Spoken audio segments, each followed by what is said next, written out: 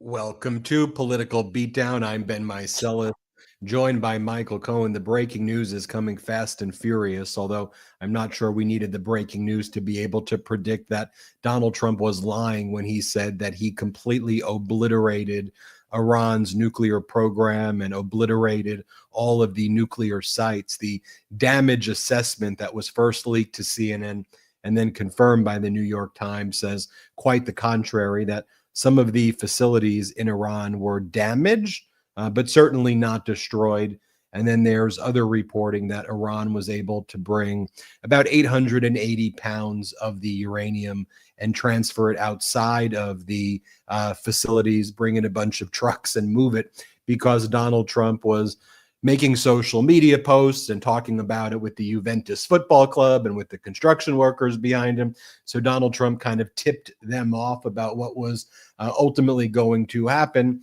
You started to see signs, Cohen, with MAGA Mike Johnson and J.D. Vance and Marco Rubio and other people doing the Sunday shows and today, where they were saying, no, that was never our objective to actually denuclearize. We set them back.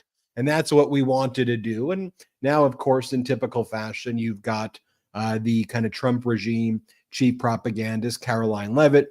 She puts out a statement saying that this alleged assessment is flat out wrong and was classified as top secret, but was still leaked to CNN by an anonymous low-level loser in the intelligence community. So what was it? How could it be a classified top secret assessment? But then have a low level loser out there leaking it, of course. By the way, I do have to say, for taking Trump out of the equation, it does bother me that you have all of these leaks. It bothered me when the leaks affected Barack Obama. It bothered me when they affected Trump the first time. It bothered me when they affected Joe Biden. And it bothers me again. One thing that, regardless of whether you agree with the guy's position today or not, those people that work in that specific organization for that specific president should really keep this information in-house. They shouldn't be. And if they are the ones that are going to be leaking it, I think it is really incumbent upon the news sources to actually not allow them to do it anonymously. Because here's the problem, Ben. I'm gonna put it out there just so the audience knows. I'm about to strongly disagree with you, but go ahead. Okay, which is fine. But I don't like the leaks coming on any side. What I would prefer would be the truth from that group. The leaks, the problem is you now don't know whether or not that individual is telling the truth or isn't telling the truth. You don't know whether or not that individual is somebody that has an axe to grind or not. I would prefer the president. I would prefer the press secretary. I would prefer Marco Rubio, Secretary of State, or Pete Hegseth telling us the truth on what really happened. Because all it does is it fuels conspiracy theories. I would prefer a lot of things. I'd prefer that I didn't have a herniated disc right now and I could sit on a chair. I'd prefer that I could eat chocolate all day and not gain weight from it and eat Haagen-Dazs chocolate chip. But a lot of my preferences are not reality. The Trump regime lies about everything, Cohen. The reason this was leaked is because the Trump regime canceled the classified intelligence briefing that was supposed to take place on a bipartisan basis with the House and the Senate today. The fact is that one side is lying and it's not the leaker. The side that's lying, and it's almost always the case, is Donald Trump. So at some point, I actually applaud the leak because it actually seems that it was done in response to waiting to see if the president would do what presidents normally do. And here's what presidents normally do. They usually tell the truth or close to the truth based on what they're able to share, given, of course, that some information is classified. But when Donald Trump addresses the American people, flanked by Hegseth and Rubio and Vance and gives a weird 4-minute speech. God, I want to thank you, God. It was like he winning an award. Thank you, God. God bless everybody. And then when he starts to lie and say that these facilities were completely obliterated and that's going to put our troops at risk, that's going to put lives at risk. At some point, to me, there is like I don't encourage people as a first step go out and leak everything when you have classified information. No, people who are dutifully working in our intelligence services should not just go out and willy-nilly randomly start, oh, I learned this today, let me leak it. But at some point, Cohen, our lives. See, the problem is like a lot of our followers, the brigaders, like, oh, well, you're wrong, Michael, because the leaks are the only way that we get the truth. And the question that I would pose to you: how do you know that that's the truth? How do you know that that one specific item, maybe some other leak may be factually accurate, but this one is inaccurate? Don't we, as the population, as the citizenry of this country, have an absolute right to know what's going on? Because it does affect us. It affects our national security. It affects, the way that that we're supposed to think about our politicians, about our government. How do we know that the leaks are accurate? We don't. No, we don't. We don't know. Because I'm going to tell you why. The IAEA, they have not been out to the site to confirm anything. In fact, Iran even went so far as to now refuse to allow the independent agency to come in and to evaluate the situation. So immediately people start jumping to a conclusion that they have something to hide. It's probably a very fair assessment, but it doesn't mean it's factually accurate. I just want to know. I want to know where we stand in terms of whether or not this move by Trump was right, this move was wrong. If it was wrong, we need to understand why, and we need to understand why Congress so far has done absolutely nothing within which to hold accountability. That's my only issue. Let's go through those questions. First, in deriving at an objective truth, do you believe that Trump, Rubio, Vance, Hegseth will ever give us, we the people or Congress, accurate information? I believe that we would get accurate information, especially if it was successful and it was verifiably successful. Yes, then I believe that they would come and say, we completely annihilated the entire Iranian nuclear program. And if you don't believe me, we have the IEA, the IEAA, whatever it is, going in there within which to evaluate. On top of that, you have independent outlets that are going in to validate it. We don't get that. And I am not defending MAGA. I am defending us. I want to know the truth, not the truth as by Ben, not the truth as by people who, have righteous beliefs in terms of historically looking at things. This is nuclear. This goes way beyond, whether or not, there's some small semblance of issue that we need to look at. This is nuclear. This is not a joke. And I believe, as Americans, I believe that as citizens, we have every right to know exactly what took place here. Of course, we have every right to know. So we'll start off with, I agree with you there. What I don't fully understand your answer is somehow getting accurate information from the Trump regime who lies about everything. You are a witness at a case where the guy commits fraud all of the time about, like, how do you know Trump is lying? He's usually opening up his mouth. And you said, how would we know?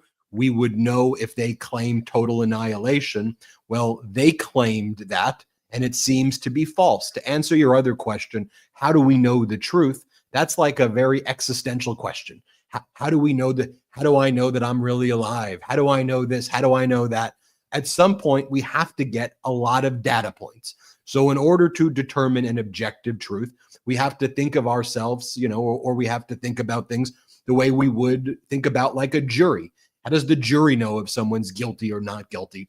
Could someone who's guilty be tricking the jury into making them think not guilty? Sure. Could someone who's not guilty be found guilty by a jury? Sure. But we, the people in the United States of America and around the world, we should have a lot of data points. So one data point is Trump. He's a liar. He lies about everything. He says total obliteration. He says there's a ceasefire when there really wasn't a ceasefire. And now you have Israel military and Iranian military basically saying that things could potentially be ratcheted up soon. So you've got Trump pretty much, you have Trump who holds press conferences and claims that there's a white genocide in South Africa in front of the South African president Ramaphosa. So I can give you 100 examples. And Donald Trump, he lies about, everything. So that's one data point. The other data point. Can I give you a point that actually confirms what you're saying? Because Defense Intel Agency assesses that the U.S. strikes did not destroy Iran's nuclear program. I now have a very serious problem. Like, I would like to have seen it destroyed. The point I said to you, if you go back and you listen to what I had said, is what we were supposed to hope for is that what Trump was saying was actually correct and true. How we would know that it would be correct and true is because you would have the IAEA going in there. You would have the Defense Intel Agency going in there. You would have Israel going in there. You would have others going in there and making the claim that it was fully destroyed. But we don't have that. And the point I'm trying to make, as I wrote in my Substack, Ben, we're supposed to rely upon these individuals to tell us the truth. We have every right to believe that our leaders are telling us the truth. Unfortunately, they're not. And that is a real problem. That was the point that I'm trying to make, that, not every single thing that Donald Trump says is a lie. Much of what he says is completely inaccurate. It is bent in order to sway to his specific direction. But not every single thing is a lie. If this is a lie, this is even more problematic than what people think, because we now are engaged in an issue that did not have the support of Congress, even though it's supposed to. We are now engaged in an issue that is problematic to America, that there could be significant repercussions. And we have a divided country where there's a group of individuals who actually believe that everything that Trump says is actually accurate, when now, for example, we know that it's not. That's the point I'm trying to make. Let me pull up this clip of MAGA Mike Johnson. This was from him earlier today, where he is asked, so do you think that the nuclear program from Iran is totally obliterated? And Mike Johnson goes, we're under no illusions that you can just kill all of their nuclear ambition overnight. Now just pause there before I play the clip. Didn't Donald Trump say that their nuclear ambition was killed overnight, that they cannot do any nuclear weapons anymore, totally obliterated? So one of the ways in my exploration of the truth, Cohen, as a juror or me as a former trial lawyer presenting a case to a juror, is I'm going to bring my witnesses. So on the one hand, Trump says total obliteration. And on the other hand, we have MAGA Mike Johnson saying the following. Let's play this clip. After we crashed them. Can I just tell you that right now, Mr. Speaker, Reuters is reporting Iran's nuclear chief says we're going to immediately start reconstituting our nuclear program. I mean, How do you negotiate with that? Are you kidding me? It's madness. I mean, we're under no illusion that you can just kill all their nuclear ambition overnight. But I think reality has set in over there. We have decimated the upper echelon of their military command as well as their nuclear scientists. I mean, there's not much left for them to rebuild upon. But the idea that they would put out a statement like that at this fragile moment is very frustrating. Okay, well, you are under the illusion, not you, but Trump said that it was done. It was decimated. You know what I find, Ben? I'm so sorry. You know what I find the most disturbing is the brigaders, or at least the posers that are there here with us right now, that just want to troll, that don't seem to understand. Let me explain how stupid your belief system actually is. All right. You elected a leader who you know doesn't tell the truth most of the time. I will never say 100% of the time, but I will say much of the time that he doesn't tell the truth. This is fucking nuclear. Do you understand what we're talking about here? We're not talking about this being, lying about a diploma from a university or where funds are going as opposed to where they were intended to go. We are talking about the thing that destroys humanity. We, as the American people, as members of this world, we have an obligation within which to hold our leaders accountable. But we don't have that going on right now. You don't have a Congress that was engaged at all as it relates to this scenario. This is a seriously significant and a problematic issue that goes far above at least the mindset of many of those that are here trying to troll. Please understand, I don't give two shits what they say. I truly don't. My concern is that we don't end up in a nuclear situation. The problem that we have, and it's what I was writing about in my Substack, is when you have all of this misinformation, you have all of this disinformation going out there, stupid people start coming up with their own scenarios of what's going on. And then that somehow becomes part of the ecosystem. And that ecosystem takes on its own. And this is the problem, because we require facts in order to understand just how much danger that this country and the world is in right now. So to those of you that think that you bother me by criticizing something called thought, thinking outside the box and trying to look at the scenario from all sides, the only way to actually resolve this issue is to think from both sides. You can't think myopically, because none of you think the way Donald Trump does. And look, we here at the Midas Touch Network, we have a platform that exceeds 5 million subscribers to YouTube and approaching 1 million subscribers on the Midas Substack. So look, what I want to get at, though, I don't really care about it. If someone's trolling in a chat room, that doesn't bother me. We have a huge platform here. So going back to your thesis, Cohen, we have to derive at the truth. So I have to extract evidence that informs my opinion. So I don't just start saying, oh, these facilities were definitely not obliterated. I have to be informed, right? So one piece of data that I give you is Trump saying obliteration and knowing Trump lies. So I view that skeptically. Then I see that there is a leak from the Department of Defense, a damage assessment that was classified. And I view that as a data point. Cohen, your thinking, I think, is fair. Just because there's a leak doesn't make the leak true. It's persuasive to me that it's classified and that the Trump regime admits that it's a classified thing and it was the damage assessment.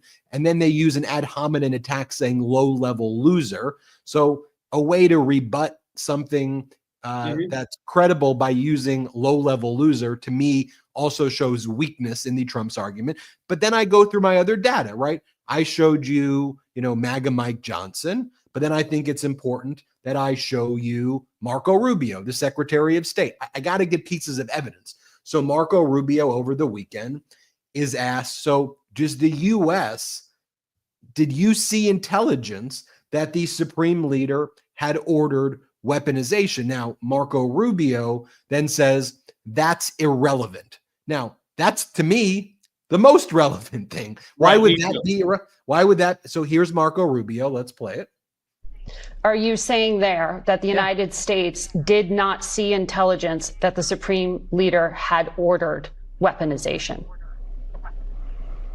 That's irrelevant. I think that question being asked on the media, that's an irrelevant question. No, they have that is everything the they key need to build point a weapon. in U.S. intelligence assessments. You know no, that. it's not. Yes, it was. No, it's that not. The political decision had not I know been that better made. than you know that, and I know that that's not the case. But I'm asking you whether the order was given. And the people. Okay, so that becomes a piece in my accumulation of data. She should have immediately cut off that interview and shown him who's in control of the conversation. You know, that's one of the problems too. You could be disrespectful to them the same way that they're disrespectful to her. I mean, that's again one of the issues. You're never going to get Marco Rubio to side against Trump for fear of being shit canned. You're not going to get any of them to do that. And that compounds the misinformation, disinformation, malinformation point that I'm trying to talk about. Absolutely. And here's J.D. Vance with Brett Baer when asked, you and the president said the Iran nuclear program was totally obliterated. Do you know for sure where the highly enriched uranium is? And then Vance moves the goalposts and he says that it's probably buried, but they don't know that for sure. So let's play this clip. You said totally obliterated. The president has said totally obliterated the Iran nuclear program. Yeah. Do you know for sure where all the highly enriched uranium is? Well, Brett, I think that's actually not the question before us. The question before us is, can Iran enrich the uranium to a weapons grade level, and can they convert that fuel to a nuclear weapon? And we know, based on the success of our mission, of course, the leadership of the president, but the incredible skill of our military, that the two mission objectives are completely successful. We know that they cannot build a nuclear weapon. Now, you asked about the highly enriched uranium. Yeah, like 900 pounds of it. But what we know, Brett, is that uranium is something that exists in very large supply. Our goal was to bury the uranium, and I do think the uranium is buried.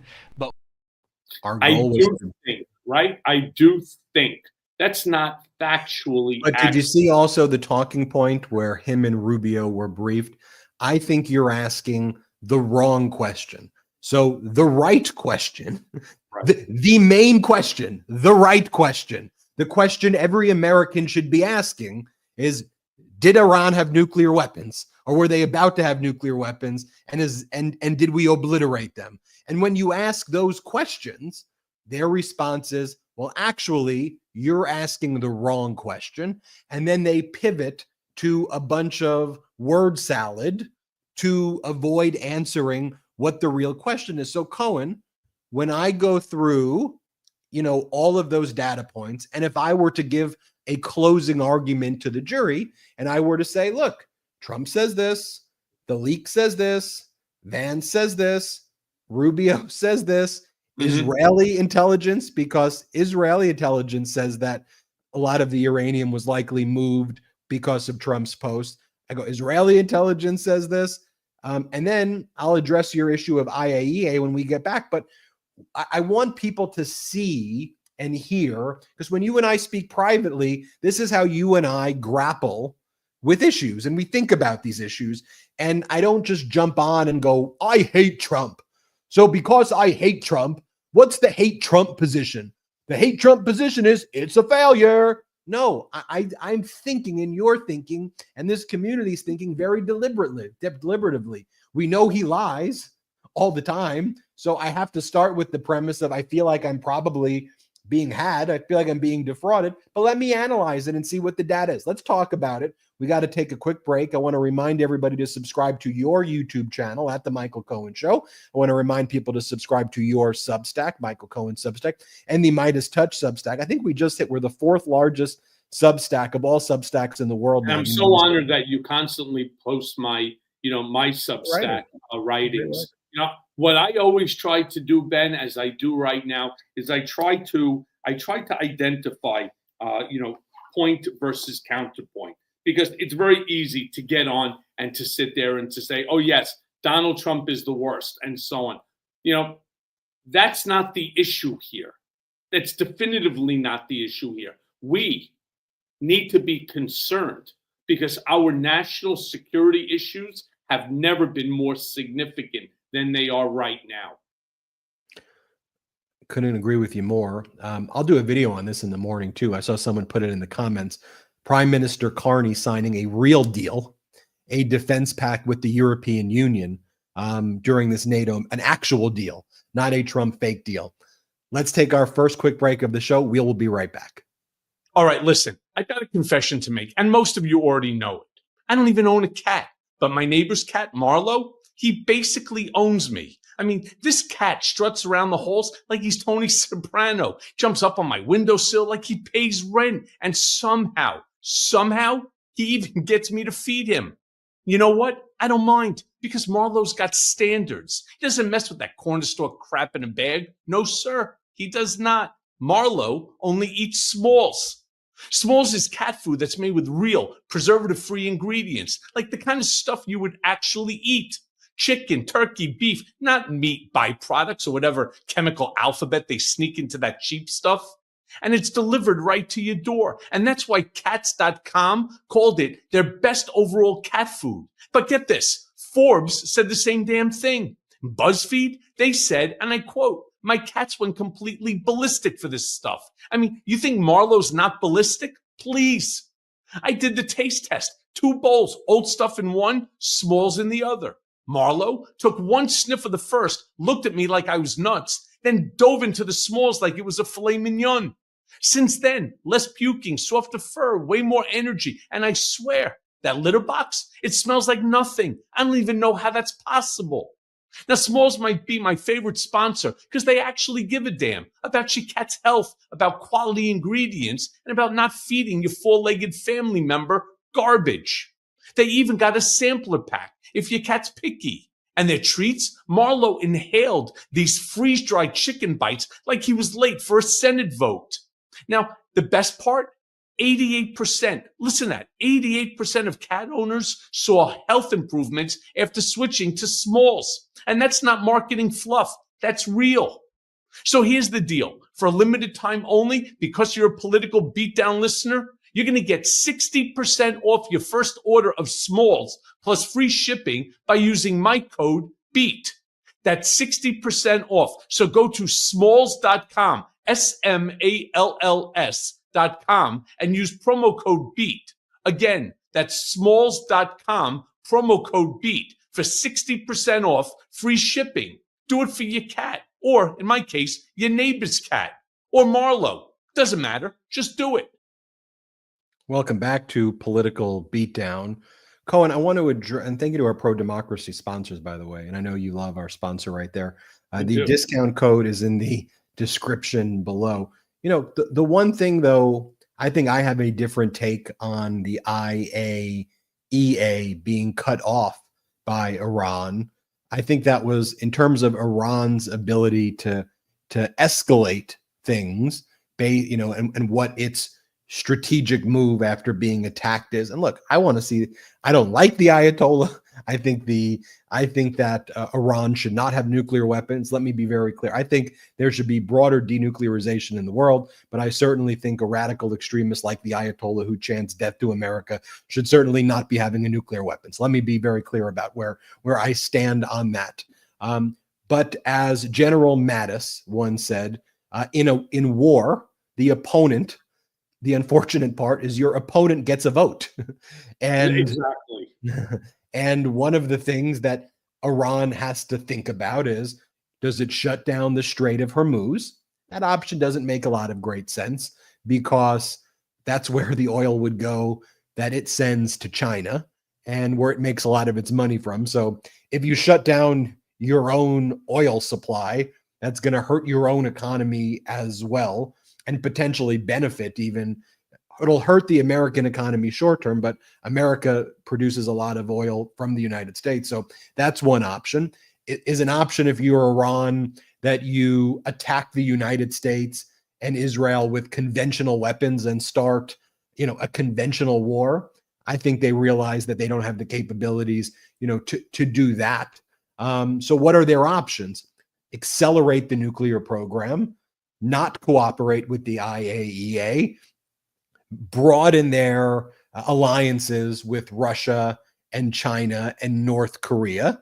And if you look at what their counter moves have been, got the foreign minister of Iran visiting with Putin. By the way, at the same time, our idiotic government sent General Kellogg, the envoy to Ukraine, to go and meet with Belarus's President Lukashenko, which just makes the United States look absolutely stupid. Like, you're going to have our general meet with Putin's puppet and then brag about how the Belarus president's office looks like Mar-a-Lago. I mean, it's the most embarrassing thing there.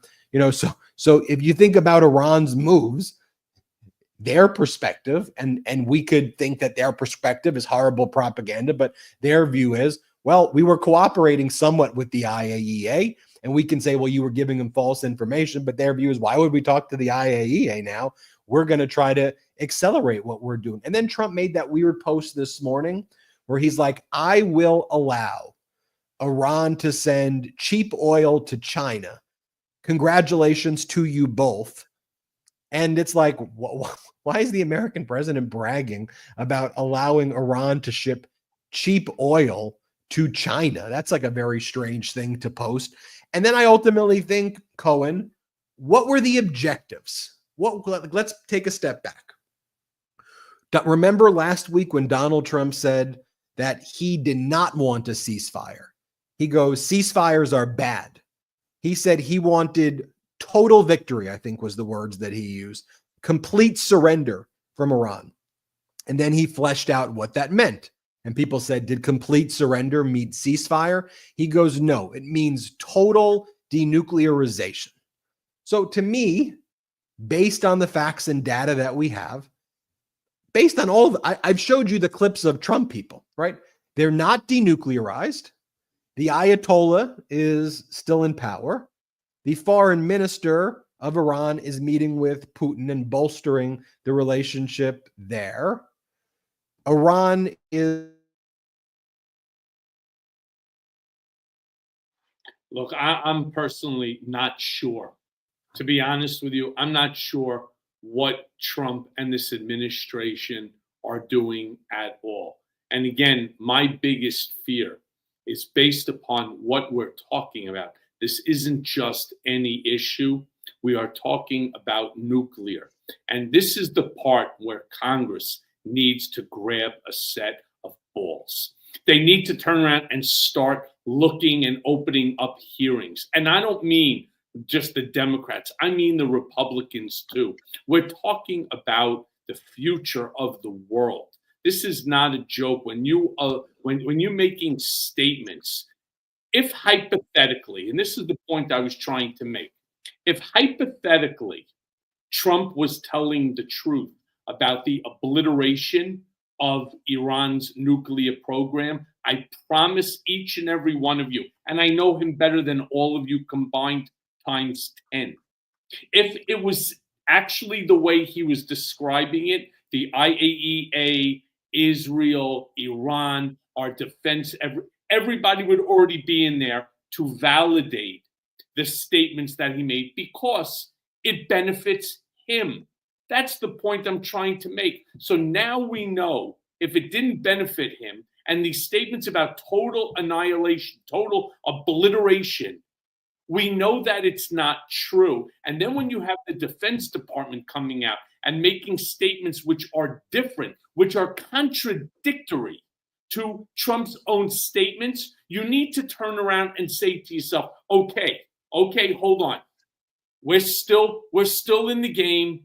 No nuclear devices have yet been launched or anything like that that could harm humanity, harm future generations. What do we need to know?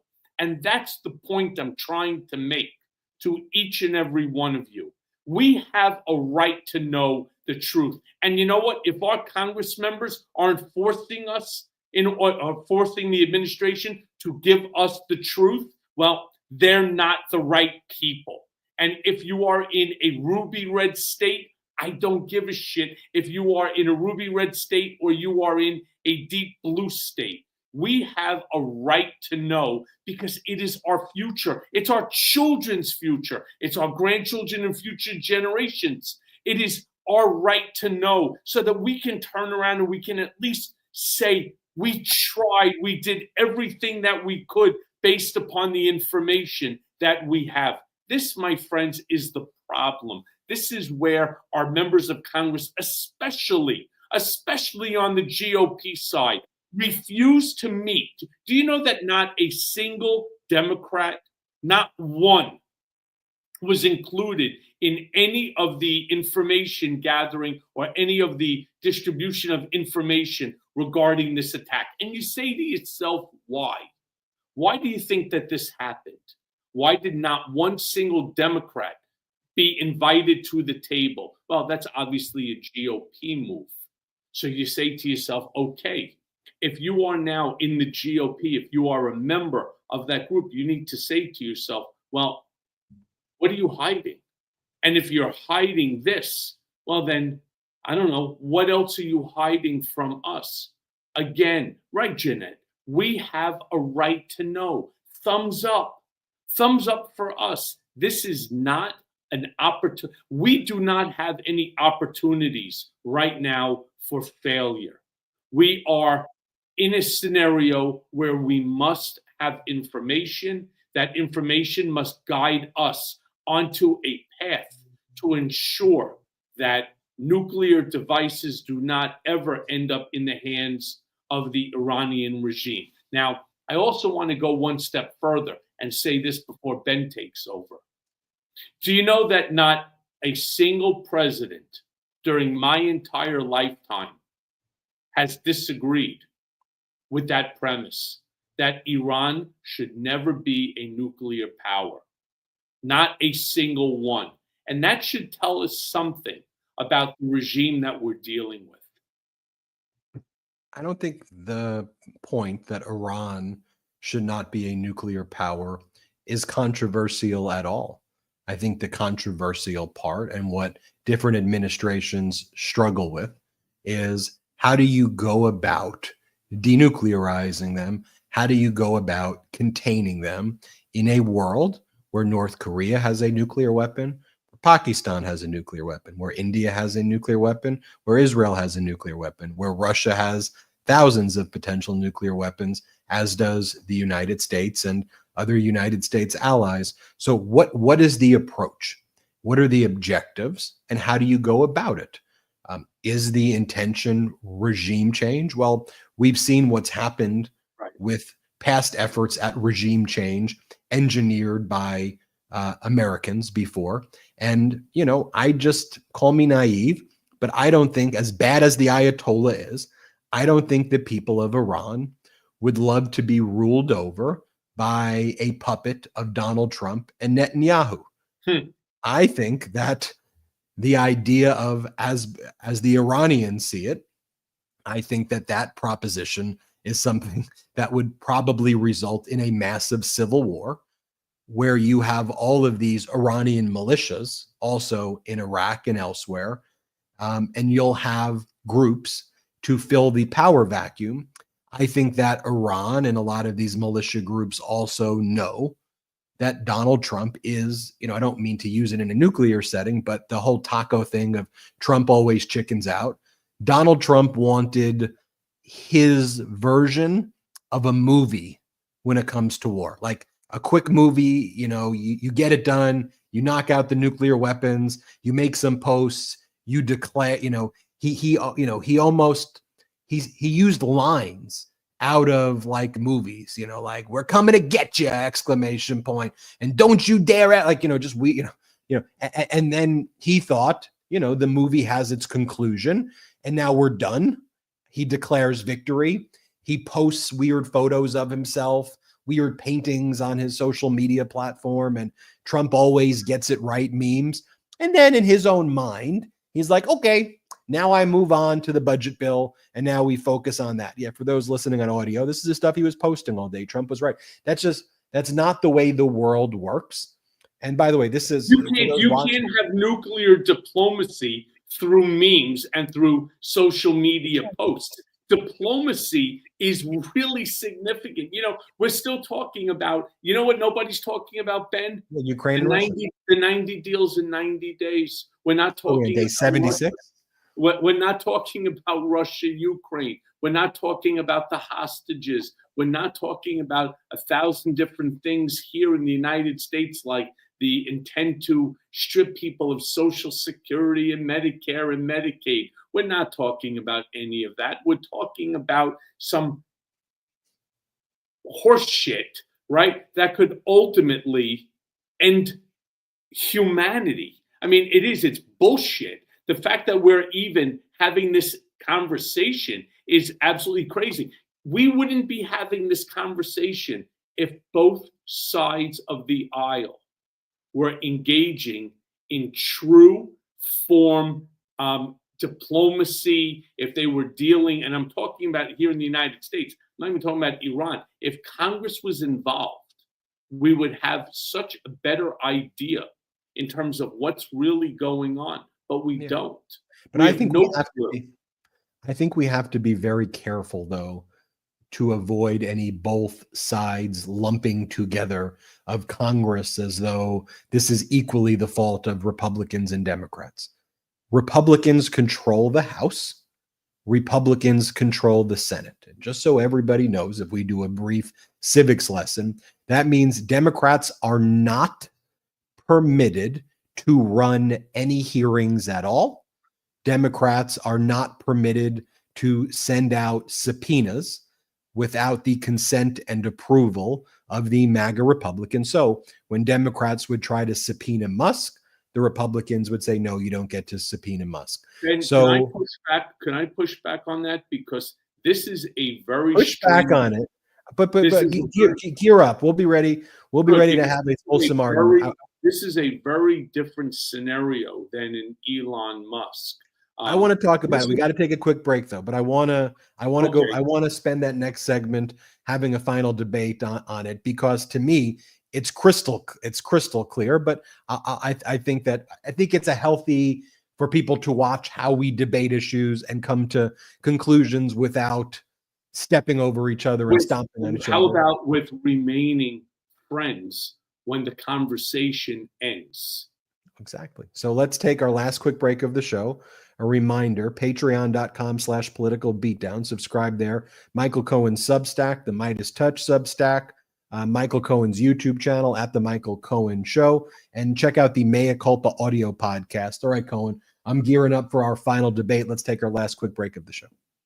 Look, if you're like me, you probably noticed that time ain't exactly kind. I'm talking about stiff joints, crappy sleep, brain fog, maybe even some less than stellar blood work. Hell, aging sucks.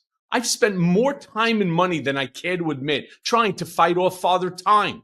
But let me tell you, I found something that actually works, and I don't say that lightly. See, I'm really excited to share with you guys C15 from Fatty 15, the first emerging essential fatty acid to be discovered in more than 90 years. That's right. This isn't just hype. It's a real deal scientific breakthrough in healthy aging. Fatty 15 was co-founded by Dr. Stephanie Van Watson, who discovered the benefits of C15 while working with the U.S. Navy to improve the health of aging dolphins. No joke, really, dolphins. Now, based on over 100 studies, we now know that C15, it strengthens our cells. It slows biological aging at the cellular level. So when our cells don't get enough C15, they become fragile. And our bodies, well, they start to break down. So this led to the discovery of a brand new deficiency. It's called cellular fragility syndrome, and 1 in 3 people worldwide actually may have it. Now, I've been taking Fatty 15 for a few months now, and I can tell you, I sleep deeper. I've got more energy. My joints don't feel like rusted hinges, and my blood work, amazing, clean, perfect. Fatty 15, It's vegan friendly, flavor free, and it has 3 times the cellular benefits of fish oil. I mean, this stuff really works. Fatty 15 is on a mission to optimize your C15 levels to support long-term health and wellness, especially as you age. So get 15% off their 90-day subscription starter kit by going to fatty15.com/beat and using code BEAT BEAT at checkout. That's fatty, FATTY, the number 15.com/beat. And again, use code BEAT, BEAT at checkout. And trust me, this is one investment in your health that actually pays off. Great ad read by Michael Cohen there. Check out our pro-democracy sponsors in the description below. Jordy negotiates great discount code, so use those discount codes so you can get those products. All right, Cohen, where we last left off, you had made a comment that Congress needs to be more involved in its oversight, and I pushed back briefly, but you were going to then in this specific case, you have Republicans that are completely opposed to Trump's actions in Iran. But then you have Democrats who are completely in favor of what Trump did. We have right now a divided Congress. My only point that I'm trying to make is that this is a time for everybody to put on their pants, sit down, take all the information, evaluate it, come up with a strategy, then present the strategy, whether it's to Trump and to the Department of Defense or,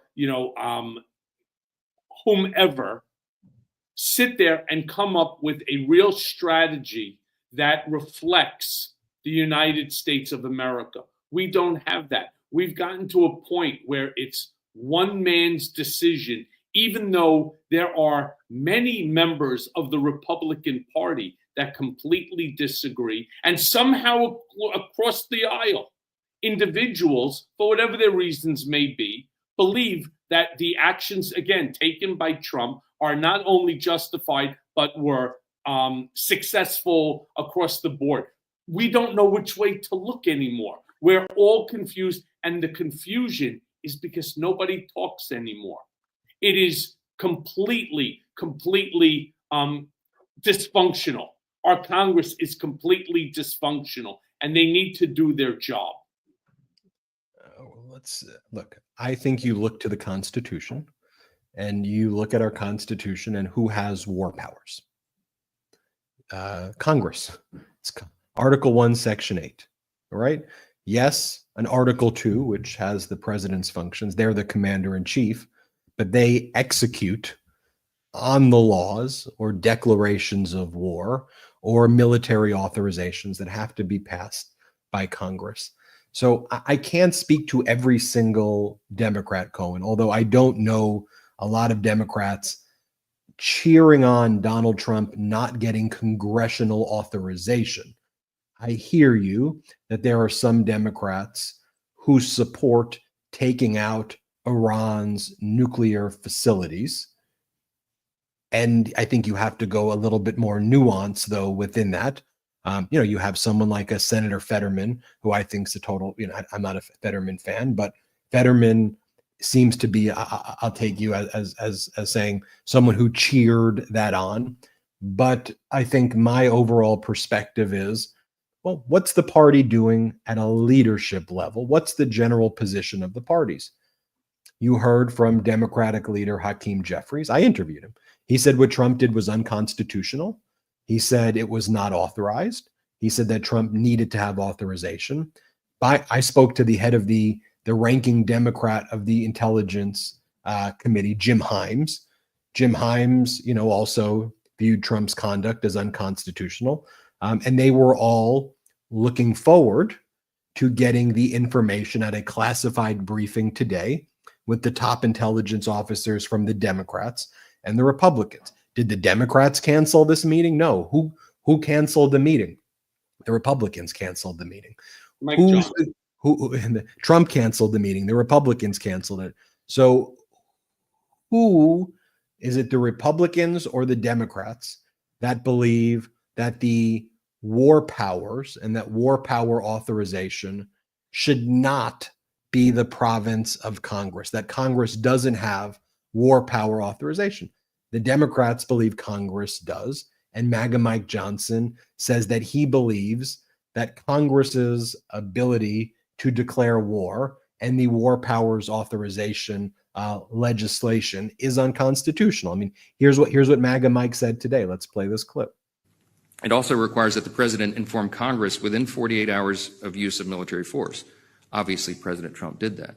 Obviously, in the modern era with the 24-hour news cycle and social media, nothing goes by unnoticed. This might have made some sense in 1973, but I'm not even sure it was constitutional, and I'll tell you about that as well. Many respected constitutional experts argue that the War Powers Act is itself unconstitutional. I'm persuaded by that argument.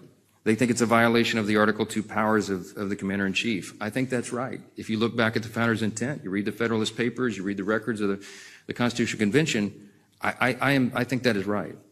And many more scholars believe the president is correct to use this executive authority in exactly the manner that he did over the weekend. I am a jealous guardian of Congress's Article I authority. We are the defenders of it here, and we take it seriously, and I always will be. But exercising the authority to declare war isn't something we've done since World War II. And everybody in this room knows, since then we've had more than 125 military operations, from Korea and Vietnam to Iraq and Afghanistan. They have occurred without a declaration of war by Congress. Presidents of both parties have exercised that authority frequently. Yes, and by the way, and he happens to be right. He does not. He's wrong. Hold on one second. Ben, do you know how many military strikes have actually occurred over the last 50 years without congressional sign-off? And the answer to that, because most people don't, I only know because I looked it up, 125 military. The last time that Congress actually invoked its powers was World War II. So I get his point. I despise him. I dislike the point that he's making. This is a time that Congress and the executive branch need to work together, because the possibilities are so devastating. Moon Unit, I am not wrong. You're wrong. You're wrong. Cohen, I'm telling you. I'll go give you over the past. Over the past 125 times this has taken place without congressional approval. Just Google it. I did. I didn't do it because I'm some sort of walking encyclopedia. It's factually accurate. You're wrong. Let me just fact check it, because we can't have disinformation. Over the past 50 years, Congress has passed several authorizations for the use of military force, AUMFs, and other statutory measures to authorize military actions. You are correct that a formal declaration of war have not occurred since World. No, you said that they didn't pass any resolution. World War II.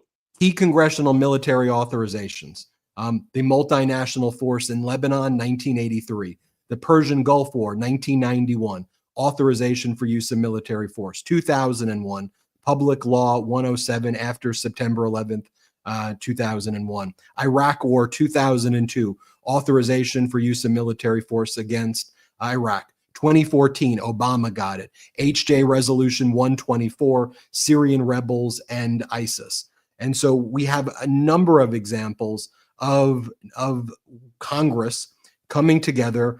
And there are examples, though, where you are right, where there have been a drone strike here or there. But the idea of America entering into a war without a joint resolution of Congress, and that's where MAGA Mike Johnson was wrong. And one of the things that is very problematic that we should fix and not be supportive of is that a lot of presidents used September 11th's authorization for use as the authorization as this broader war on terror that enables all of these strikes and they cite the authorization for use of military force in 2002, and we should push back on that, whether it's a Democrat or a Republican. So that's my view of that, Cohen. I agree with you on that totally. Whether it's Republican and Democrat, especially when you're talking nuclear, it is too significant to humanity to play this bullshit semantics game. The whole point I was trying to make is what Mike Johnson is saying is actually correct based upon the semantics, not based upon the facts, but based upon the semantics. And that's Constitution, the game that they're playing. But but it's our job to push back on it.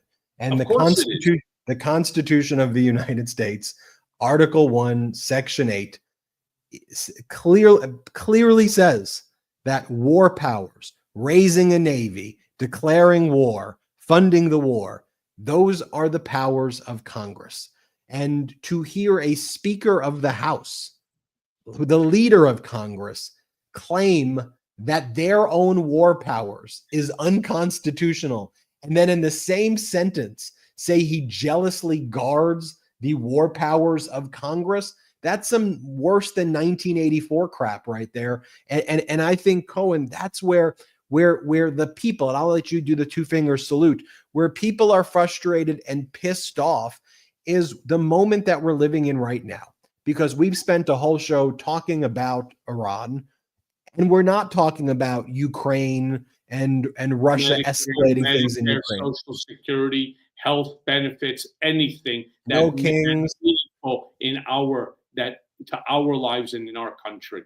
And even if you assumed arguendo that this was a successful strike, let's just say it was, even though all of the data I outlined suggested it wasn't. So a new war was created. A new war happened under Trump, where Trump said you can't negotiate between Israel and Iran to stop war. That's what Trump said throughout Obama and under Biden. But okay, a new war breaks out. That war stops. And then we're supposed to applaud the guy. Dude, you promised that there would be peace in Ukraine in 24 hours. Lie. You promised you would lower prices. Lie. That housing would be more affordable. Lie. He's still posting no tax on Social Security. Lie. He said that everybody would get $5,000 Doge checks because Doge was going to find all of this money. We were all going to get $5K. I didn't get my check yet. Did you? Lie. And it's just lie.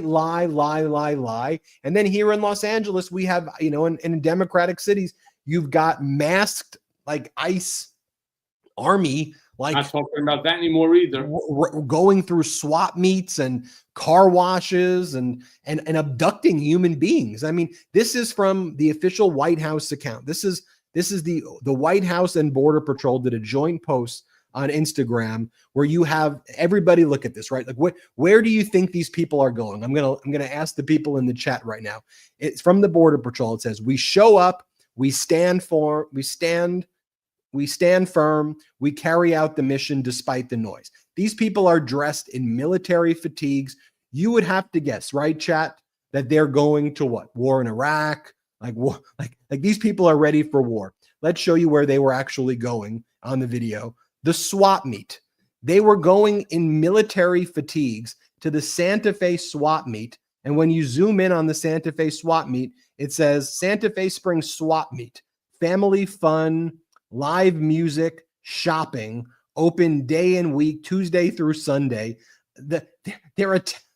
We're sending people in military outfits to attack the Santa Fe swap meet, and they're acting like freaking tough guys in the United States of America. Ben, let me say something, because I saw on Midas Touch Network, you did an entire thing on a man who was being taken by ICE. Mm-hmm. It broke my heart, considering I believe you wrote that his son is actually a Marine, and he's got two other kids, I think, who are active duty. I'm blanking on this man's name, but could you imagine you've got children who are actually serving in the military to protect our democratic republic, and the best that this country offers you is a one-way ticket to El Salvador? Imagine. Crazy. Two-finger salute, Cohen, before we go. Two-finger salute goes to MAGA Mike Johnson for being a lying asshole, for sitting there and for talking about how, this is solely this the War Powers Act, which is Article 2 of the Constitution that gives the executive the right within which to do whatever it is that he wants to. If in fact that there's even any remote semblance of truth into that, after, according to the president himself, there's been total obliteration. Well, now that there's total obliteration, there is no more need for the invocation of the War Powers Act, meaning this goes into the hands of Congress. We need to see a fully functioning Congress so that we, the American people, can get the facts. So Mike Johnson, fuck you already. Enough is enough. Stand up to Trump and tell the American people the truth. Everybody hit subscribe here. We're on our way to 6 million subscribers, but help Cohen's YouTube channel hit 1 million subscribers. Just search at The Michael Cohen Show on YouTube and make sure you subscribe to Cohen's YouTube. Subscribe to the Mea Culpa audio podcast, wherever audio podcasts are available. Check out Michael Cohen on Substack and the Midas Touch on Substack as well. Patreon.com/Political Beatdown. I've been feeling much better. My back's feeling significantly better. It still hurts like heck, but it feels significantly better. It takes time. I have the same problem. But we will be doing that. We will be doing that meeting soon. But I think I'm ready to do it. All right, Cohen, great to have you. Beatdown Brigaders, thanks to have you. We'll see you on the next Political Beatdown. Shout out Midas Mighty and shout out Beatdown Brigaders.